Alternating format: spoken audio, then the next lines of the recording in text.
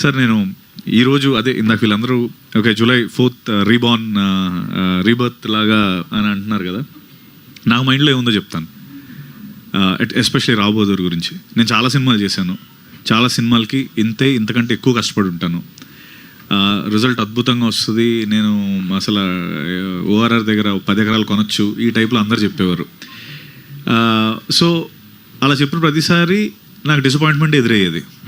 Disappointment నాకు కొత్త కాదు, నాకు డిసప్పాయింట్మెంట్లు అనేది అసలు రోజు నా పక్కన రోజు వాటితో ఇట్లా సహజీవనం చేస్తూ ఉంటాం. సో నాకు డిసప్పాయింట్మెంట్ అనేది కొత్తది కాదు. ఆబ్వియస్లీ సక్సెస్ అనేది చాలా కొత్త. అంటే టెక్నికల్లీ ఈ సినిమాని నేను సక్సెస్ చేస్తే నాకు కొత్తగా అన్న పాయింట్ కంటే, అంటే నాకు సక్సెస్ వచ్చింది ఈరోజు జూలై 3rd అనే పాయింట్ కంటే నాకు ఎక్కువ అనిపించింది ఏంటంటే, అరే ఈ సినిమా జనాలు చూడకపోతే not about me receiving success, వాళ్ళు చాలా ఏదో ఒక ఇంత గొప్ప సినిమాని వాళ్ళు కోల్పోతారన్నది చాలా ఎక్కువ అనిపించింది నాకు.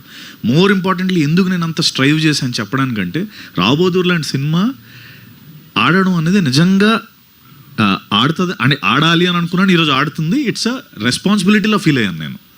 మోర్ ఇంపార్టెంట్లీ అది సక్సెస్ వస్తుంది దాని అన్నట్టు. Do something with pure heart, success will follow for sure. That's what I always believe. ఈ పర్టికులర్ ఫిల్మ్ ఆడితే మీరిందాక అన్నట్టు నిర్మాతలు వినేటప్పుడు కాఫీలు ఆపి ఒకసారి మళ్ళీ ఏమో ఇంకో మాహా వస్తాడేమో, ఇంకో మాహాలా అంటాడు అవుతాడేమో అని అనుకుంటారు చూడండి, అది మిస్ అవ్వకూడదు అన్నది చాలా స్ట్రాంగ్గా నేను అనుకున్నాను. అండ్ ఈ రోజున ఐ థింక్ అదే జరిగింది. వేరు వేరు కెపాసిటీల్లో వేరు వేరు దగ్గర వెళ్ళినప్పుడు నేనే మధ్యవర్తం చేసేవాడిని మాహాకి వాళ్ళకి, అది ఎవరికి తెలియదు. వేరే హీరోతో ట్రై చేస్తున్నప్పుడు మధ్యవర్తం సత్య చేసేవాడు.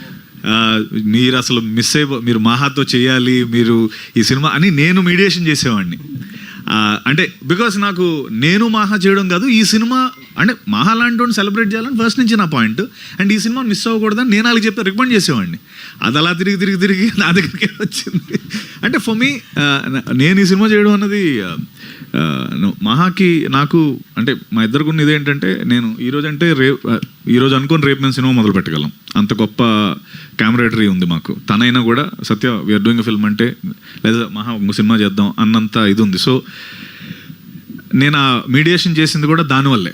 ఓకే ఫైన్ నేను చేస్తున్నాను, అయితే వాళ్ళతో చేస్తాడు, లేకపోతే ఐఎమ్ ఆల్వేస్ దేర్. అప్పుడు కూడా తనకు అదే చెప్పాను, మహా నాకంట ఇతను చేస్తేనే నీకు ఎక్కువ రీచ్ ఉంటుంది, నాతో నువ్వు ఎప్పుడైనా చేయొచ్చు, నువ్వు వాళ్ళతో చేస్తే నీకు రీచ్ ఉంటుందని నేను. Thank you very much for that Satya. చాలా సార్లు నాకు takes a big heart to do. నాతో చేస్తే ఆయనకి నీ భాషలో చెప్పాలంటే పిచ్చికి పరాకాష్ఠది సార్. అంటే నిజంగా అనేవాడు సార్, అంటే నాతో చేస్తే ఎంత దూరం వెళ్తుందో నాకు తెలీదు, వాళ్ళతో చేస్తే నీకు రీచ్ ఫస్ట్ డే 1 రీచ్ అది అని మాట్లాడేవాడు. కానీ సత్య ఈరోజు డే 1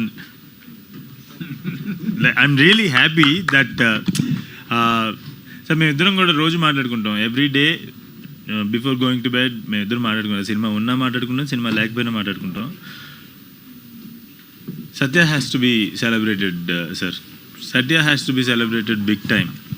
అది అంటే ఫర్ హిజ్ హార్ట్ ఇంత కాంపిటేటివ్. అయితే ఇందాక మార్నింగ్ కాల్ అయినప్పుడు ఎంత మొత్తం అంటే 3.9 అన్న అని షర్ట్ చెప్పాడు.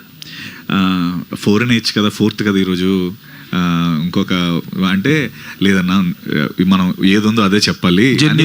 ఎంత అది నాకు చాలా చాలా అనిపించింది. అంటే నేను అడిగింది జూలై 4th కదా, 4 అని ఇస్తే బాగుంటుంది నెంబరు, నా బర్త్డే కదా ఊరికే అంటే Sharath and Anurag Valli no we want to tell what is like are true and it was a great number. నేనేదో నా సునగానందం కోసం అని అన్నదానికి వాళ్ళు ఇచ్చిన దానికి I felt very happy. And I think ఈ పార్టీకి 10 లక్షలు కూడా కవర్ అయిపోయి ఉంటుంది. అండ్ ఇంకో మాట